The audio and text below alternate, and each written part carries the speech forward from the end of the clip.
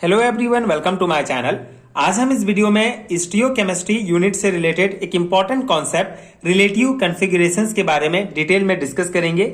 इसका basic concept समझेंगे। ये कंप्लीट हैंडरिटन नोट्स आपको प्रोवाइड करूंगा जो आपके बीएससी लेवल के थ्योरी एग्जाम्स के प्रिपरेशंस के लिए बहुत हेल्पफुल होगा। सो रिलेटिव कॉन्फ़िगरेशंस क्या होता है, एब्सोल्यूट कॉन्फ़िगरेशंस क्या होता है, इसको समझने से पहले बेसिक कॉन्सेप्ट आपको आना बहुत इंपॉर्टेंट है।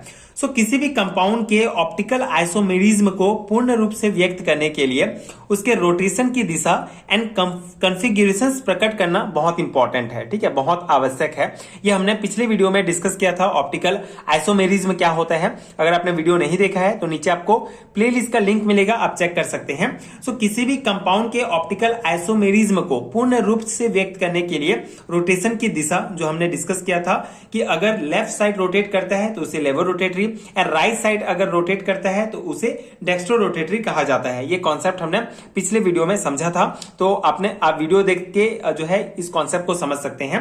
एंड नेक्स्ट होता है कॉन्फ़िगरेशंस। ठीक है, तो अभी कॉन्फ़िगरेशंस क्या होता है?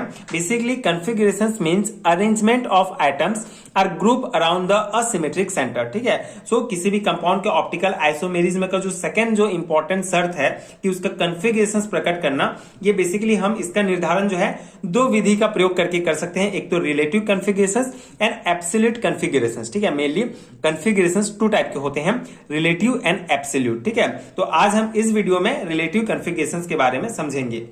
इतना कॉन्सेप्ट हो गया कि किसी भी कंपाउंड के ऑप्टिकल आइसोमेरिज्म के लिए कॉन्फ़िगरेशंस जो है प्रकट करना बहुत ज्यादा इंपॉर्टेंट होता है। मतलब बेसिकली आप किसी भी कंपाउंड के सामने जो है DLRS लिखा होता है, ये आपने देखा होगा। बेसिकली ये जो है उस कंपाउंड का कॉन्फ़िगरेशंस होता है। रिलेटिव कॉन्फ़िगरेशंस का मेन यूज हम नोमेनक्लेचर के लिए करते हैं। नोमेनक्लेचर के लिए मतलब स्टीरियोकेमिस्ट्री में अगर किसी कंपाउंड के सामने अगर आपको DLRS ये दिखा मिल गया, मतलब कि उस कंपाउंड का ये जो है कॉन्फ़िगरेशंस होता है। Configurations means arrangement of items or group around the asymmetric center and the standard chosen for relative configurations of carbohydrate is glyceraldehyde। ठीक है, तो बेसिक आपको समझ में आ गया। अब हम रिलेटिव कॉन्फ़िगरेशन स्टार्ट करते हैं। रिलेटिव कॉन्फ़िगरेशंस क्या होता है, इसके लिए जो है हम DNL नोटेशन का प्रयोग करते हैं। मेनली रिलेटिव कॉन्फ़िगरेशंस को शो करने के लिए DNL जो है नोटेशन का हम संकेत का जो है प्रयोग करते हैं।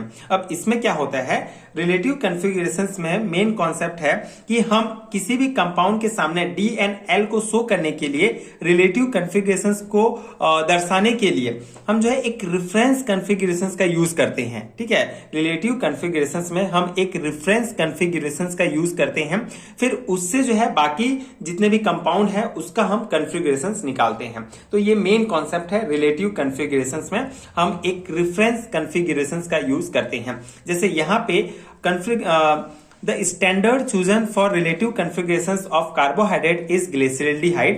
ठीक है, configurations of plus and minus glyceraldehyde is to be। ठीक है, तो बेसिकली यहां पे आप देख सकते हैं हम एक स्टैंडर्ड, ठीक है, एक रेफरेंस चूज करेंगे कार्बोहाइड्रेट। ठीक है, configurations of carbohydrate is glyceraldehyde. यहाँ पे आप देख सकते हैं ये हमारे ग्लिसरल्डिहाइड का स्ट्रक्चर है। ठीक है, तो इस ग्लिसरल्डिहाइड को हम यूज करेंगे कार्बोहाइड्रेट के कॉन्फ़िगरेशंस को निकालने के लिए एज रेफरेंस के रूप में। ठीक है, इस ग्लिसरल्डिहाइड का जो कॉन्फ़िगरेशंस है इसको हम रेफरेंस के रूप में यूज करेंगे, जिससे हम कार्बोहाइड्रेट का कॉन्फ़िगरेशंस निकाल सकते हैं।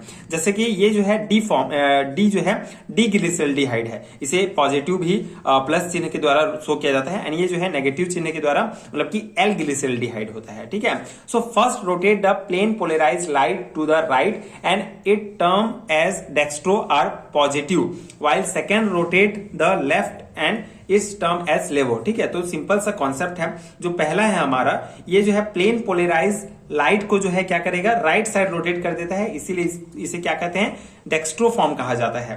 ठीक है, एंड सेकेंड जो है ये लेफ्ट साइड रोटेट कर देता है, इसलिए इसको लेवो या लेवो जो है फॉर्म कहा जाता है। तो ये डी ग्लिसरल्डिहाइड है, ये L ग्लिसरल्डिहाइड है। So the capital letter D and L are used to indicate configuration relationship. Okay, so glyceraldehyde first with OH group on right hand side of molecule is denoted as D glyceraldehyde and OH group on left side is denoted as L glyceraldehyde।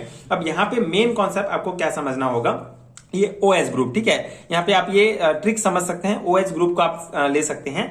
ये जो है ये basically एक दूसरे का mirror image होता है, ठीक है। ये जो OH है ये इस साइड है और ये इस साइड होगा, ठीक है। तो ये OH ग्रुप अगर राइट साइड होता है तो वो जो है डी ग्लिसरल्डिहाइड है, एंड अगर जो है ये OH ग्रुप जो है लेफ्ट साइड है मतलब ये एल ग्लिसरल्डिहाइड है। तो इसको एज रेफरेंस के रूप में हम यूज कर रहे हैं। तो आप ये समझ सकते हैं कि अगर बाकी कंपाउंड अगर हम लेंगे, ठीक है, बाकी कंपाउंड का अगर हम कॉन्फ़िगरेशंस निकालना चाहेंगे तो अगर उसमें राइट साइड में OH होगा, ठीक है, OH ग्रुप होगा तो वो जो है डी ग्लिसरल्डिहाइड होगा, ठीक है। एंड अगर लेफ्ट साइड में OH ग्रुप होगा तो एल ग्लिसरल्डिहाइड रेफरेंस ग्रुप में हम यूज करेंगे। जैसे यहाँ पे एग्जांपल में हम समझेंगे, any compound which has genetic relationship with diglyceraldehyde, example which is prepared from are converted into D glyceraldehyde belong to D series, ठीक है। तो ऐसा कोई भी कंपाउंड, ठीक है, ऐसा कोई भी कंपाउंड जो है जो डिग्लिसरल्डिहाइड, ठीक है, डिग्लिसरल्डिहाइड के स्ट्रक्चर से जो है मैच करेगा वो डी सीरीज के अंतर्गत आएगा। Similarly a compound which can be prepared from or converted into L glyceraldehyde, ठीक है। जो अगर ऐसा कोई कंपाउंड जिसको हम एल ग्लिसरल्डिहाइड को रेफरेंस के रूप में यूज करेंगे उसके कॉन्फ़िगरेशन निकालने के लिए, तो वो जो है एल सीरीज को जो है बिलोंग करेगा। इसको रिलेटिव कॉन्फ़िगरेशंस कहा जाता है। रिलेटिव मतलब उससे रिलेटेड, मतलब कि हम एक स्टैंडर्ड या फिर एक रेफरेंस यूज करेंगे, जैसे यहां पे हमने ग्लिसरल्डिहाइड रेफरेंस यूज किया है, उसी के आधार पर फिर हम दूसरे कंपाउंड का जो है कॉन्फ़िगरेशंस निकालेंगे। रिलेटिव कॉन्फ़िगरेशंस मतलब उससे रिलेटेड होगा उसका कॉन्फ़िगरेशंस, ठीक है। तो यही रिलेटिव कॉन्फ़िगरेशंस का मेन कॉन्सेप्ट है। यहाँ पे आप देख सकते हैं ये डी सीरीज है, ये एल सीरीज है, ठीक है। यहाँ पे मेनली OH ग्रुप आप ध्यान रखेंगे, अगर OH ग्रुप राइट साइड है तो ये डी सीरीज के अंतर्गत आएगा। अगर किसी कंपाउंड में OH ग्रुप लेफ्ट साइड है तो वो जो है आपका एल सीरीज के अंतर्गत आएगा। तो ये मेन कॉन्सेप्ट है। आई होप आपको समझ में आ गया होगा। मेनली कॉन्फ़िगरेशंस टू टाइप के होते हैं, रिलेटिव एंड एब्सोल्यूट। तो हमने यहाँ पे रिलेटिव कॉन्फ़िगरेशंस के बारे में डिस्कस किया। इसमें मेन है आपका DNL, ठीक है, DNL फॉर्म होता है, एंड एब्सोल्यूट कॉन्फ़िगरेशंस में RNS फॉर्म होता है, उसे RS कॉन्फ़िगरेशंस भी कहा जाता है, जो हम अगले वीडियो में डिटेल में समझेंगे। उसका कंप्लीट नोट्स आपको प्रोवाइड करूंगा जो डेफिनेटली आपके एग्जाम प्रिपरेशंस के लिए बहुत हेल्पफुल होगा। एंड आई होप कि आपको ये रिलेटिव कॉन्फ़िगरेशंस का कॉन्सेप्ट समझ में आ गया होगा। एंड अगर आपको BSc एंड MSc लेवल के हैंडरिटन नोट्स चाहिए तो नीचे आपको डिस्क्रिप्शन बॉक्स में लिंक मिलेगा जहां से आप चेक कर सकते हैं एंड नोट्स डाउनलोड कर सकते हैं। कंप्लीट हैंडरिटन नोट्स है, PDF आपको यूनिट वाइज मिलेगा, तो डेफिनेटली आप अपने सिलेबस से मैच करके नोट्स ले सकते हैं। इसके अलावा स्क्रीन पर दिख रहे नंबर पर आप मुझे व्हाट्सएप में डायरेक्ट कांटेक्ट भी कर सकते हैं, वहां भी नोट्स आपको प्रोवाइड हो जाएगा। नोट्स पेड है तो आपको सर्टेन अमाउंट पे करना पड़ेगा, उसके बाद नोट्स आपको डायरेक्टली आपके व्हाट्सएप नंबर में मिल जाएगा। So if you find helpful so please check out that description box, वहां से आप PDF स्टोर चेक कर सकते हैं एंड व्हाट्सएप में मुझे डायरेक्ट कॉन्टेक्ट भी कर सकते हैं। एंड अगर आपको स्टीरियोकेमिस्ट्री यूनिट्स के और वीडियोस देखने हैं तो डिस्क्रिप्शन बॉक्स में आपको प्लेलिस्ट का लिंक भी मिलेगा, उसको भी आप चेक कर सकते हैं। एंड आगे की वीडियोस देखने के लिए प्लीज चैनल के साथ जुड़े रहिए। Thank you so much for watching.